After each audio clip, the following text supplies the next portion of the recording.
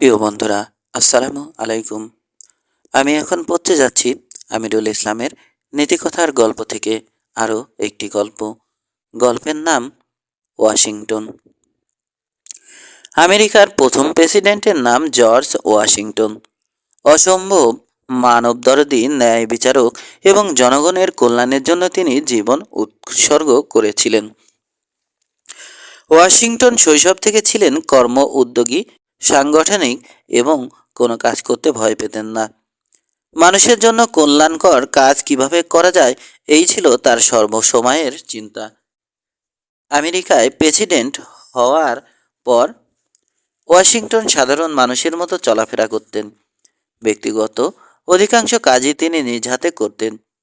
সচরাচর তিনি অন্যের উপর নির্ভর করতেন না। প্রেসিডেন্ট ওয়াশিংটনের একদিন খুব দ্রুত সরকারি কাজে গন্তব্যে রওনা দিয়েছেন। পথে যেতে যেতে হঠাৎ এক দৃশ্য দেখে তিনি থমকে দাঁড়ালেন। রাস্তার ধারে কাদায় আটকে গেছে এক বিশাল ঘোড়ায় টানা ভ্যান গাড়ি। ঘোড়া দুটো প্রাণান্ত চেষ্টা করছে, কিন্তু গাড়ির চাকা মাটির গভীরে আটকে গেছে। গাড়ির চালক চাকা ধরে অনেক চেষ্টা করছেন, কিন্তু গাড়িটা নড়াচড়া করছে না। ওয়াশিংটনের চোখে পড়ল দৃশ্যটা। তিনি এক লাফে গাড়ি থেকে নেমে পড়লেন।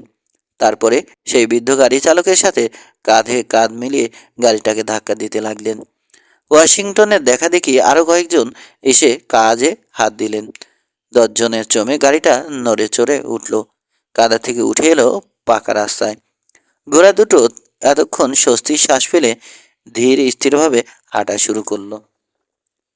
গাড়ি তখন চলছে। ওয়াশিংটন তখন জরুরি কাজে আবার রওনা দিলেন। জর্জ ওয়াশিংটন সবসময় বলতেন, কাজকে কখনো ভয় করতে নেই। ছোট কাজ বড় কাজ বলে কিছু নেই। কাজ করতে যে লজ্জা করে সে আসলে কাজের মানুষ না। যে কারো যে কোনো ধরনের কাজ কার করা উচিত।